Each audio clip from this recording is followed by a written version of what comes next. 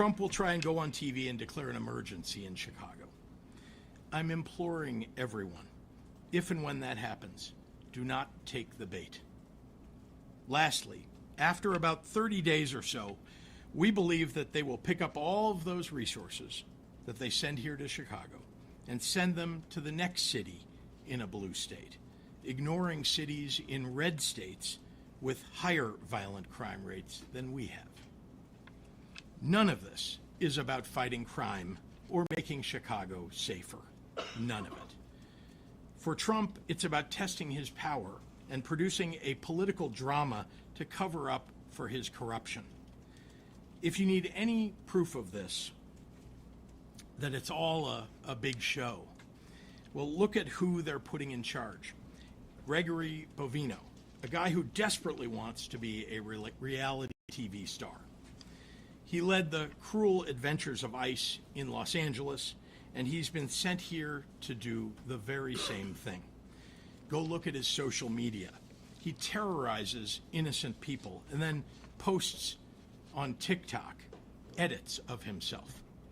Apparently, this is a Trump administration norm, because the last time we saw staged major ICE raids in Chicago, they sent Dr. Phil here to embed with the agents so he could get views and likes for his social media. When Bovino pulled these stunts in LA, people got hurt. 2 innocent people died trying to flee his masked agents. ICE opened fire on a vehicle without dangerous provocation. They detained a disabled 15-year-old, drew their guns on him. They have ripped mothers away from their babies and handcuffed 10-year-olds. In Washington, they pulled over firefighters headed to fight an actual wildfire and detained 2 of the firefighters on duty in that effort. And they want to bring all of that to Chicago. During one of Bovino's raids, U.S. Customs and Border Patrol's own data indicated that their officers had no prior knowledge of criminal or immigration history for 77 of the 78 people arrested. Again, this is not about crime. More and more reports around these raids include people who were stopped or detained because of how they look, and not because of any threat to the public. If any of this was about dealing with the complexities of a broken immigration system, then Trump would have had the Congress Trump Republicans control write and pass a comprehensive immigration bill. Not only has that not happened, there is no talk of any such effort on the horizon. I know how Donald Trump thinks because I've been governor during both of his terms. He has surrounded himself with groveling yes men who are too weak to restrain his most violent and unhinged impulses, or who share those impulses. As a governor who cares about the well-being of my people, I can't live in a fantasy land where I pretend Trump is not tearing this country apart for personal greed and power. I have to deal in facts, and here they are. Crime is down in Chicago. Murders are down by almost 50% in the last 4 years. Shootings are down 57%. Robberies down 34%. Burglaries down 21%. Motor vehicle thefts down 26%. One violent crime is too many, and we have more work to do. But we have made important progress on safety that Trump is now jeopardizing. Just during the last week, I've been in neighborhoods across Chicago, from Bronzeville to South Shore to Chatham to Little Village. The president's absurd characterizations do not match what is happening on the ground here. He has no idea what he's talking about. There is no emergency that warrants deployment of troops. He is insulting the people of Chicago by calling our home a hellhole. And anyone who takes his word at face value is insulting Chicagoans too. Crime is a reality that we all take seriously, me especially. I've held the hands of grieving mothers who have lost their kids to gun violence. I've been in consistent contact with law enforcement and managed our state through some of its toughest moments. That has informed our comprehensive, evidence-based approach to crime.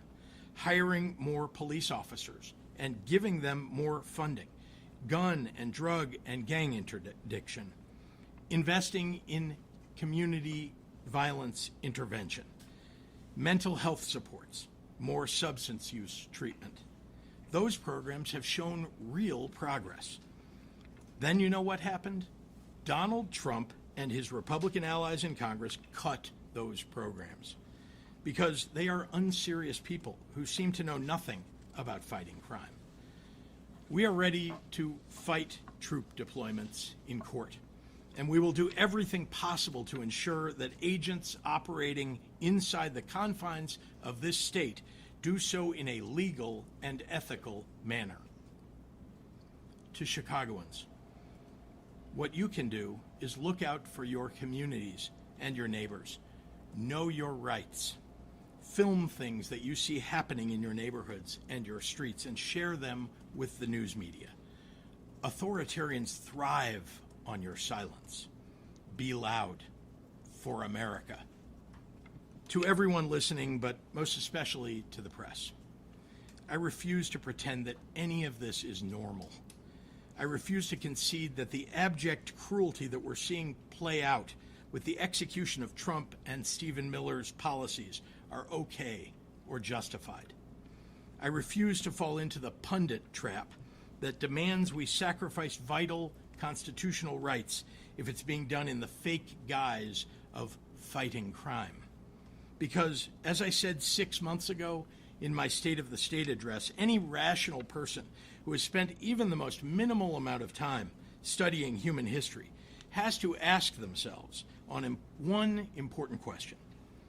Once they get the citizens of this nation comfortable with the current atrocities committed under the color of law, what comes next? Now I'd like to turn the podium over to the mayor of the city of Chicago, Brandon Johnson. Thank you, Governor. Good afternoon, everyone. Good afternoon. Thank you, President Preckwinkle, Lieutenant Governor Stratton for being here, and our Attorney General Raul, to the members of the press. Today we stand here united as the state of Illinois, Cook County, and the city of Chicago to send a very clear message. We do not want or need military occupation in our city. We do not want or need militarized immigration enforcement in our city. We have been clear on that, and we will continue to take every single measure that we can to protect our people from these threats. However, I also want to be clear about this. There are measures that the federal government can take right now to help continue to drive down violence and crime in our city. We need the federal government to stop the endless flow of guns into our state and into our city. Chicago police officers have taken more than 24,000 guns, illegal guns, off the streets of Chicago since I've taken office. Over 24,000 illegal guns taken off the streets of Chicago since I've been in office. They have worked hard every single day to make our city safer, and they've made historic progress.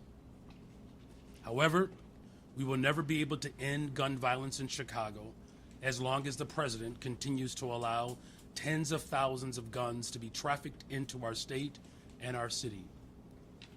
The vast majority of guns do not come from Chicago. They are not made in Cook County. They are not bought in the state of Illinois. These guns come from red states. They are coming from Indiana. They are coming from Mississippi. They are coming from Louisiana. And that is the harsh reality, whether Republicans like it or not. Occupying our city will do nothing to solve this problem. No matter how much work we do or how hard we work, whether it's expanding our Detectives Bureau, investing in community violence intervention, and addressing the root causes of crime, none of it will ever be enough until the president decides to end the mass trafficking of guns in our city. For every gun that the Chicago Police Department fights to get off the streets, 2 or 3 more new guns come into our city. Chicago will continue to have a violence problem as long as red states continue to have a gun problem. Shootings will continue as long as this presidential administration continues to put politics over people. We have sued Glock over their semi-automatic guns that are easily converted into automatic weapons with switches. We have taken down gun stores in Indiana that illegally sell thousands of guns to traffickers who move them into Chicago. But whatever we shut down, and whenever we do this, another one pops up. The governor has worked extremely hard to strengthen our gun control laws across our state. And as much as we would like to, we cannot send officers across state lines to stop this problem at the source.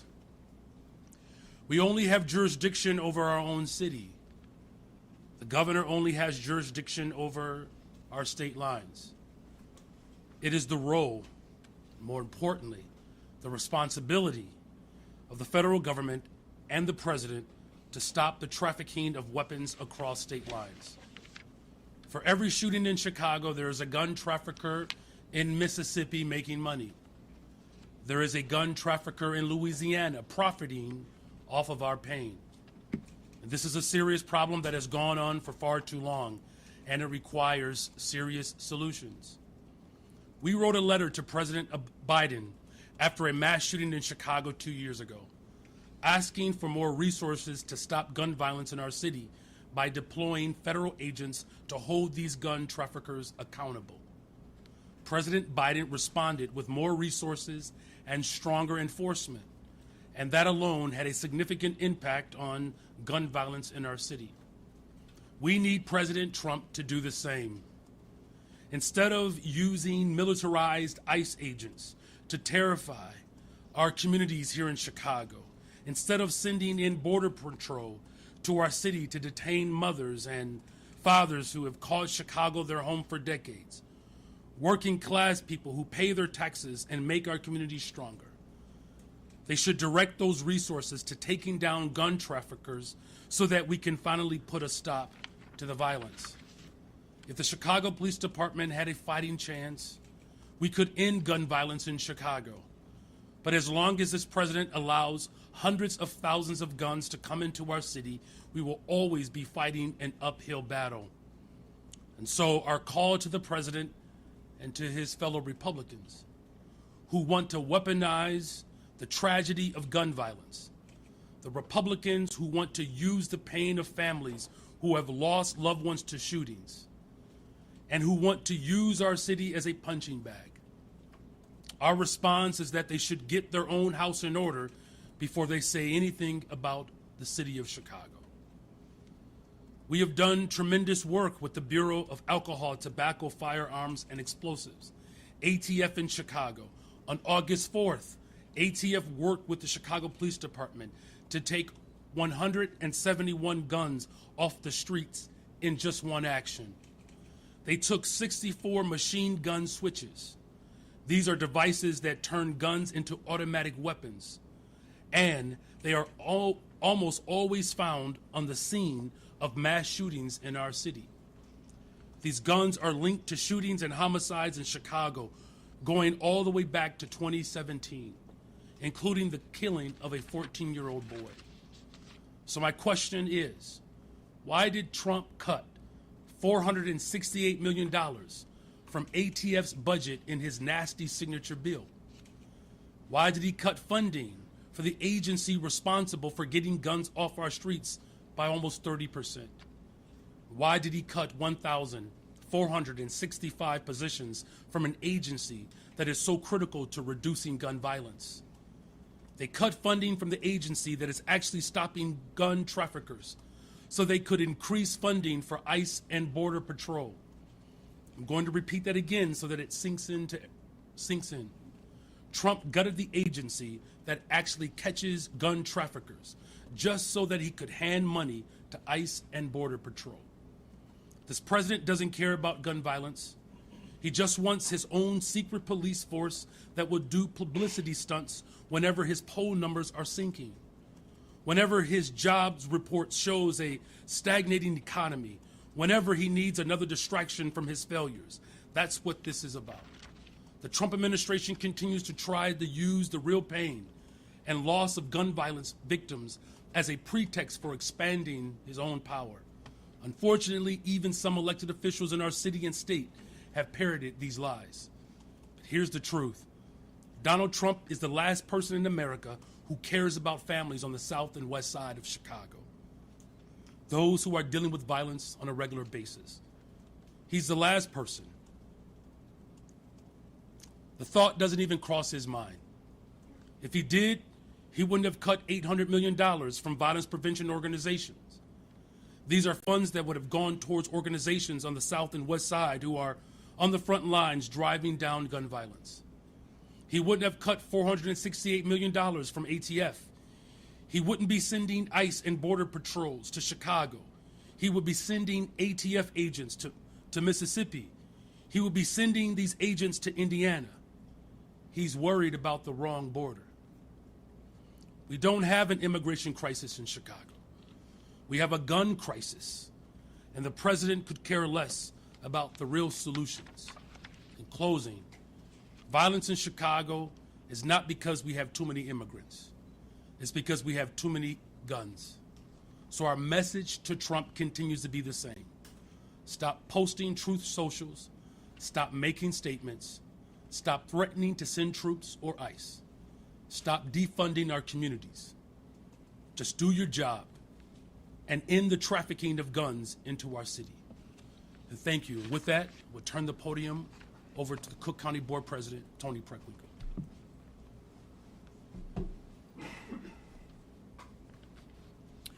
Good afternoon. Good afternoon. I want to thank all of you for being here today. Thank you, Governor Pritzker, Lieutenant Governor Stratton, Mayor Johnson, Attorney General Raoul, for standing in solidarity with the people of Illinois, Cook County, and Chicago. 4 years ago, leaders from the county, the state, and the city formed the Government Alliance for Safe Communities to collaboratively confront the gun violence crisis. This alliance works to maximize the impact of public funding, build cross-sector partnerships, and support organizations working on the ground to reduce violence. Together, we've made historic investments in community safety. Over the last 3 years, Cook County alone has invested over $100 million in community violence intervention and other evidence-backed violence prevention strategies.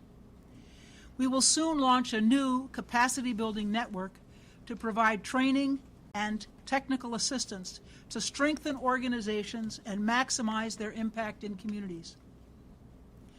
Our government partners at the state and city level have also invested at unprecedented levels. Why do I bring this up? Because it's working. In Cook County, we've seen a 35% drop in gun homicides from this time last year and a 45% drop in gun homicides from 2021. I'm going to say that again. In Cook County, we've seen a 35% drop in gun homicides from this time last year and a 45% drop in gun homicides from 2021. Our investments are working. Meanwhile, President Trump is freezing $158 million in funding for violence prevention programs in cities like Chicago. He's dismantling the Office of Gun Violence Prevention and terminating more than $800 million in anti-violence grants nationwide. Needless to say, crime prevention is not his true agenda. The president is reducing resources that are working while undercutting local efforts. He is deploying active duty military personnel within our own borders. This is our America today. I say all this as we gather at a critical moment in our nation's history. For generations, our parents and grandparents believed that democracy was not simply an idea. It was a promise that people, not soldiers, should decide the future of our communities. That promise is now being tested. Threats from the federal administration to send ground troops to Chicago will test us. Let me be clear. There is no emergency in Chicago that warrants federalizing the National Guard, deploying the National Guard from other states, or sending active duty military personnel within our own borders. Their presence has not been requested by local leaders. The streets of Chicago belong to the residents of Chicago. They do not belong to federal troops. They do not belong to those who would use intimidation and violence as tools of political oppression. As the president of Cook County Board, I've spent my career working to make our institutions more fair, just, and accountable. Democracy is strongest when our people feel empowered, not threatened. If our residents see soldiers in combat gear patrolling their neighborhoods, they won't feel safer, they'll feel intimidated. Rather than troops, here's what's needed. We need the Trump administration to pass bipartisan, comprehensive immigration reform. Restore community violence intervention grants. Lower the costs of goods impacted by tariffs. And restore cuts to Medicaid and SNAP that take away health care coverage and food from the table. History teaches us that democracy is not self-sustaining. It requires constant vigilance. It requires courage. And most importantly, it requires people willing to stand up and say, no, you will not trample our rights. To the people of Cook County, I say this: do not be intimidated. Do not be silenced. Democracy depends on your voice, your courage, and your peaceful, I'll say that again, peaceful participation. Stand tall, speak up, and remember that no troops, no weapons, no show of force is stronger than united communities that refuse to yield our rights. Chicago will not succumb to threats, and Cook County will not be silenced. I'd like to welcome to the podium the Attorney General of the State of Illinois, Kwame Raoul. Thank you, Madam President, Governor, Mr. Mayor, and Lieutenant Governor.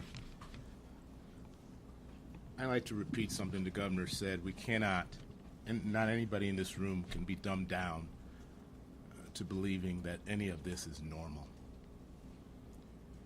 President Trump has been utilizing the notion that he and he alone can deal with crime in American cities, and his preferred tool in doing so is the American military. The problem with this approach is that it's both bad strategy and illegal. I won't deny any day that we do have a serious crime problem in Chicago, as do American cities throughout the nation, in red states and in blue states. Recent mass shootings and reports of other crime are horrific. While Chicago's crime problem is serious, it is far from the worst in the country. President Trump's approach of using the military is bad strategy because the National Guard is not trained to do local crime fighting. Furthermore, the use of the National Guard as a crime-fighting force is simply not sustainable. It is further bad strategy because there has been no effort by the president to collaborate with local leaders or local law enforcement. Collaboration and a comprehensive approach is critical to successful crime fighting. Since the outset of my tenure as Attorney General, I and other local law enforcement partners have worked closely with federal law enforcement partners, including the FBI, DEA, ATF, Secret Service, and others, to investigate and prosecute criminal activity in Illinois. This one-team approach to fighting crime, utilizing combined intelligence, experienced, well-trained agents, and officers, and state-of-the-art technology has yielded great results. It, combined with the investment in community violence interruption and providing for victims of crime, has led to a significant reduction in crime. If President Trump wanted to contribute to fighting crime in Chicago, he would steer more resources to these federal agencies that are collaborating with local law enforcement instead of dramatically cutting their budget. If President Trump were serious about fighting crime, he would not be cutting funding to proven community violence interruption efforts. If President Trump were serious about fighting crime, I would not have to have sued him 2 weeks ago, sued the Department of Justice 2 weeks ago for threatening to deprive resources for victims of crime based on unrelated immigration criteria.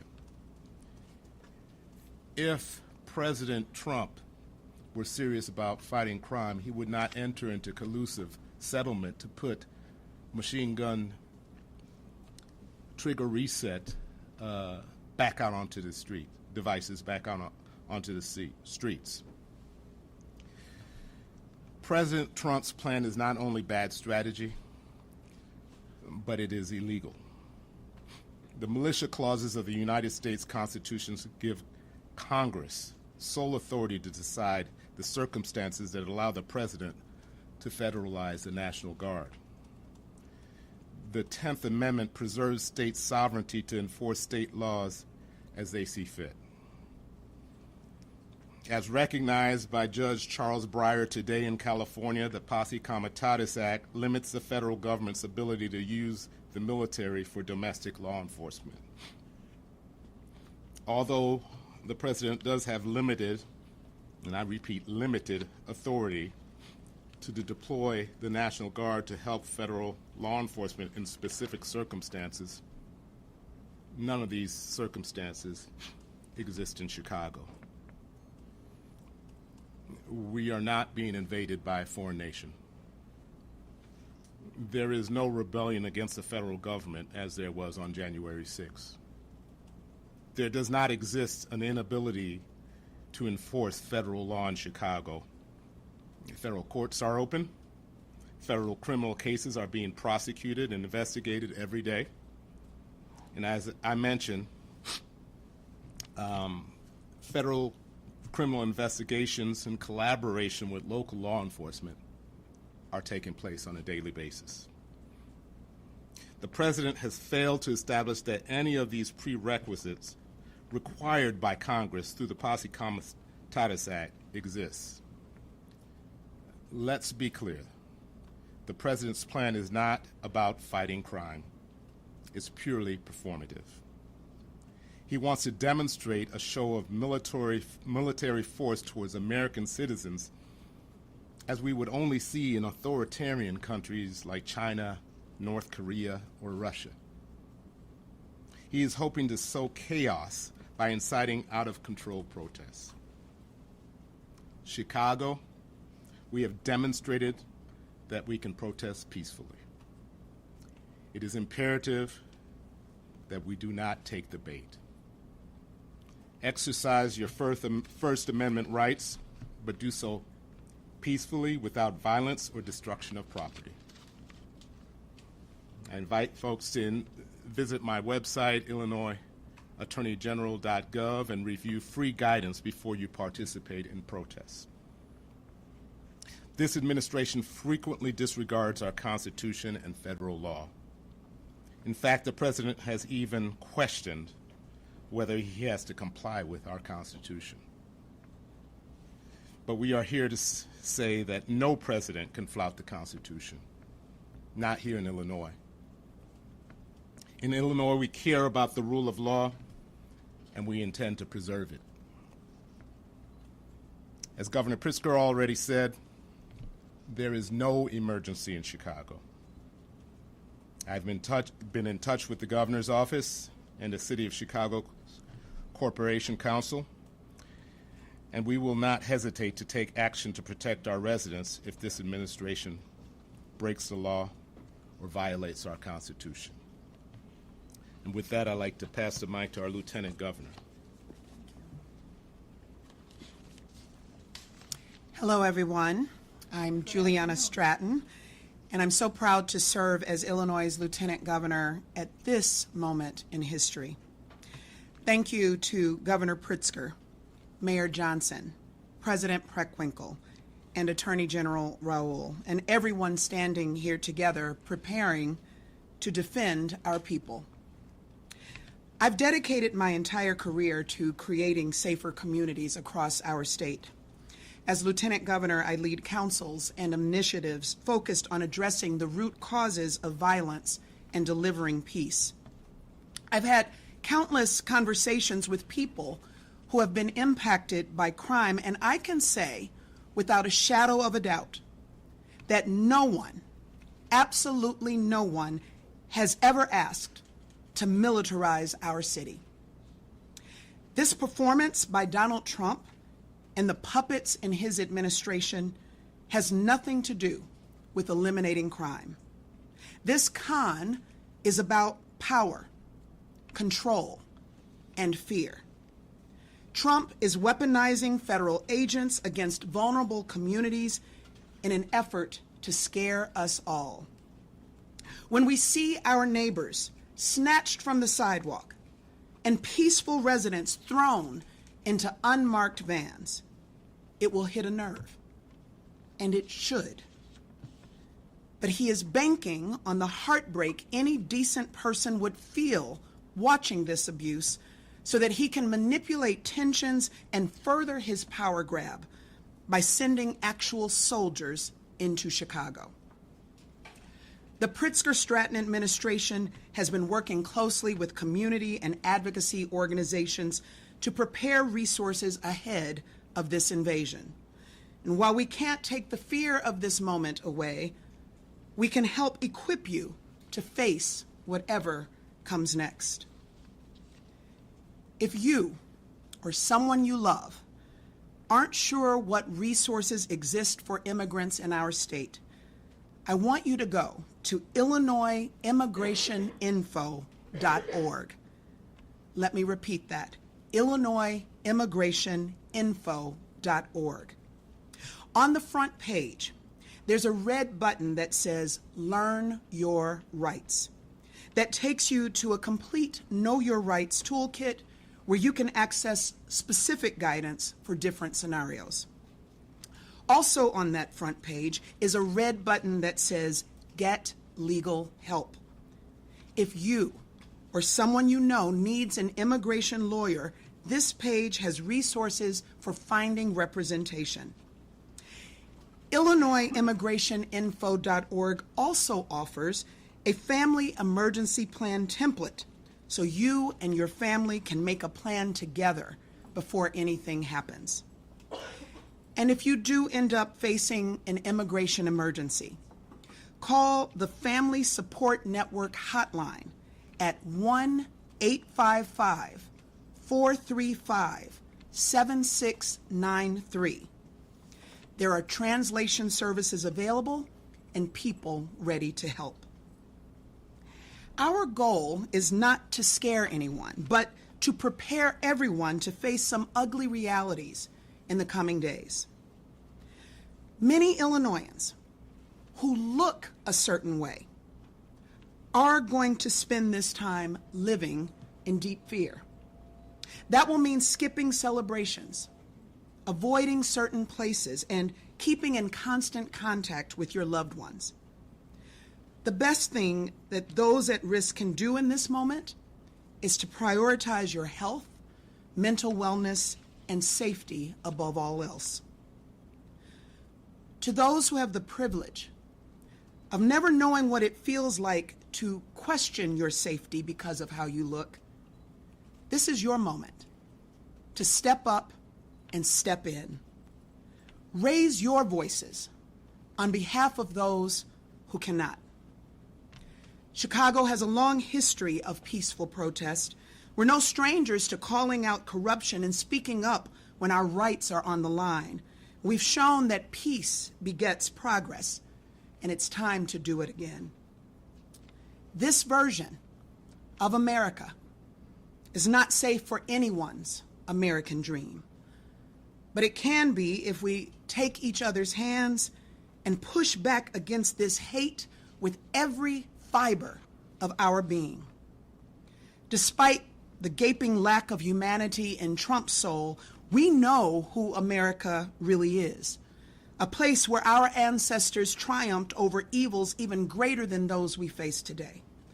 A place where goodness exists alongside complexity. A place where goodness is real and powerful and worth fighting for. We are with you, Chicago and Illinois. Our only way forward is together. And so, together, we will march. With that, I will ask Governor Pritzker to come back to answer questions from the media. Thank you. Rose.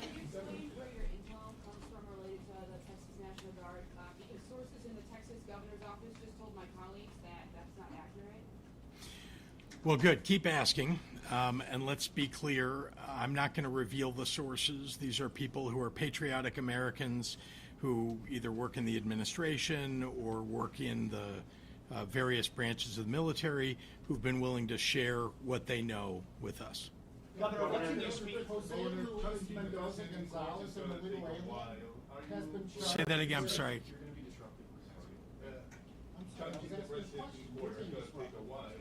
Are you projecting any type of fiscal intervention in case there are raids in Latino communities?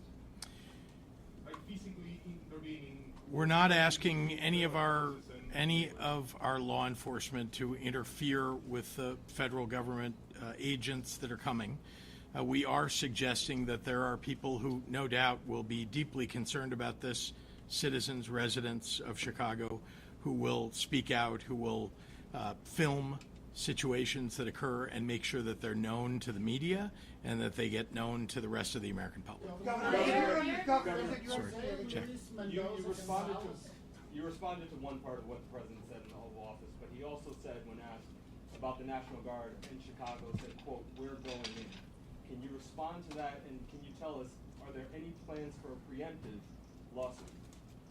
Well, there's no such thing as a preemptive lawsuit. If something occurs that trips the wire that allows us to go into court, and I'll just look at the Attorney General when I say this to get his confirmation, we absolutely will go into court, but that hasn't occurred yet. His comments aren't enough to trigger that? We're going in is not enough. No, we don't know this particular factual basis that he would be suggesting to federalize the Guard, and so we have to be able to respond to facts, not predicting what he's going to be relying upon and what they're going to be doing specifically. And sorry, just to answer the first part of your question, yeah, he said they're sending in troops. I just confirmed for you that we had heard that already, and so we knew that. I want to make sure that whenever we have information, that we share it with the public, make sure that they know, because they need to protect their own rights. Chris. Governor, can you elaborate on the information that you used at the beginning of your address about things that are going on right now, mobilization that's underway right now? What specifically is underway right now? Well, we're aware from some media reports, as well as from reporters who have pretty good sources, that they, in fact, have gathered ICE agents and military vehicles, and that there are more ICE agents that are on the way. And again, many of the people who are coming seem to be coming from Los Angeles and having been part of that raid. So if you want to look at what it is that they're planning to do, you could just look at what they did in Los Angeles. Harris. Mayor, can I ask you? Mayor Johnson, Mayor, wait, Mayor, can you, will the Chicago Police Department, will the superintendent be authorized to actually arrest federal agents that violate municipal code now on masks and identification? Which you've already seen with our executive order. We made it very clear what the distinction has to be. The local police department's responsibility is to protect the residents of the city of Chicago. That's what their role is. That's what the responsibility is. That's what they'll maintain. The whole point of this is to ensure that all of the residents across the city of Chicago understand and know the distinction between what the federal agents are engaged in the role of the local police department. If these federal agents decide to work against what our local authority is, we'll use every single tool that is available to us. If you look at the ruling that just took place in Los Angeles, it actually cites what my executive order had already exposed.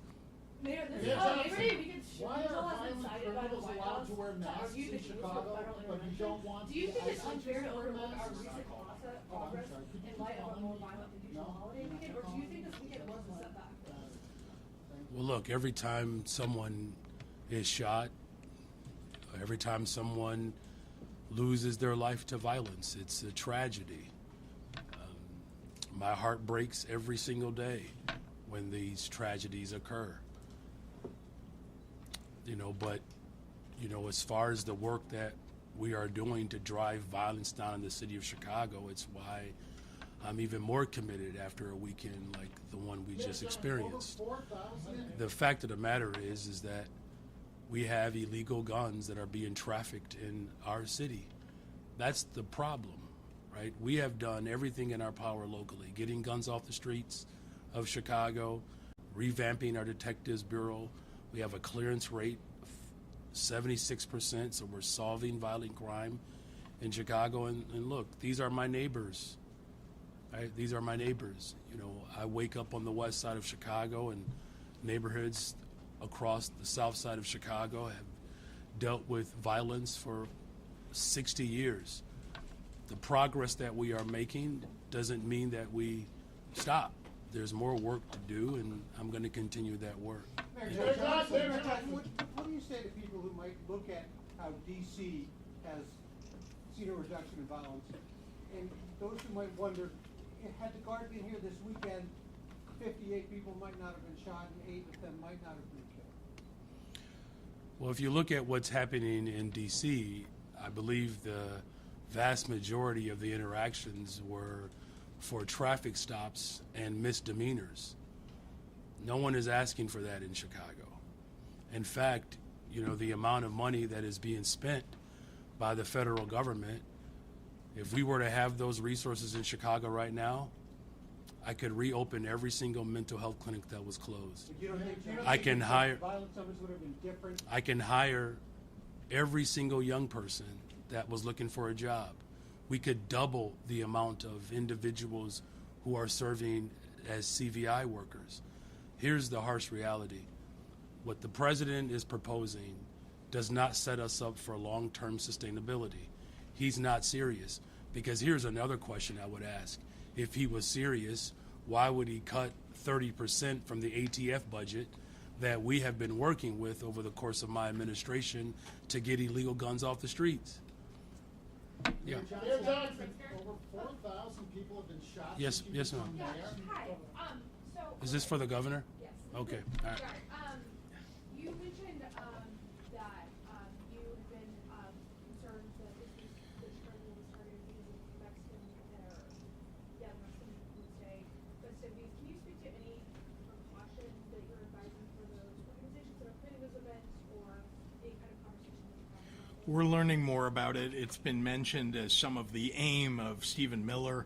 I have not heard that yet from ICE, but we know that what Stephen Miller wants to have happen with ICE is usually what happens. So we're deeply concerned about it. No doubt the mayor, our state police, our CPD, all are going to be on guard, thinking about how do we preserve the lives of and the livelihoods of and protect the people of the city of Chicago in a circumstance where they're simply celebrating their heritage. They shouldn't be interrupted in this way. This is an aim of this government. They don't actually care if you're here and undocumented. They just care if your skin color is a little off of theirs and that you're Latino. They're going to just target you without knowing anything. By the way, does anybody in this room walk around with citizenship papers? I mean, really, none of us have citizenship papers on us. So the question is, they're going after these people, rounding people up, throwing them into vans without telling their families, without reading them their rights, taking them off the streets. in masks in unmarked cars. I mean, this is what's happening in the streets of the nation. And what we need to do is step back and ask, is this president following the law in what he's doing? Is ICE following the law? And all of us need to speak up and speak out about the assault on just regular residents who are following the law, who are going to work, paying their taxes, who've been around in our city for 10, 20, 30 years. We ought to be protecting those people. And if they want to celebrate Mexican Independence Day, they ought to be able to do that without being terrorized by ICE. Yeah, Olivia. Some weeks ago you called for mass disruption, fighting everywhere all at once. Today you said, don't take the bait. They're going to want to send in more troops. What exactly are you suggesting that Chicagoans do or don't do? And just to follow up on the last question, are you suggesting that people change their plans for Mexican Independence Day and that sort of thing? Not suggesting anything about that.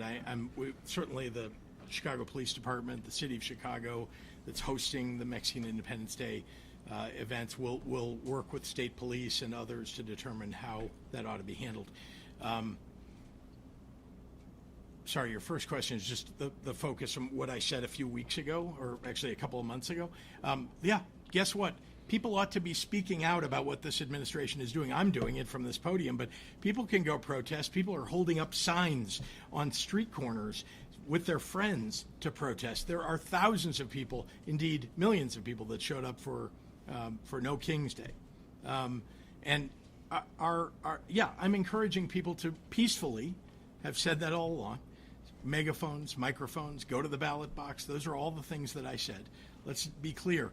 And to the extent that people want to protest, they have that First Amendment right to do so. All I'm saying, as I said back then, is that you ought to do it peacefully and that you ought to make your voices heard. Governor, Yeah. Thank you. Important question regarding the illegal alien, Jose Luis Mendoza Gonzalez, that was released under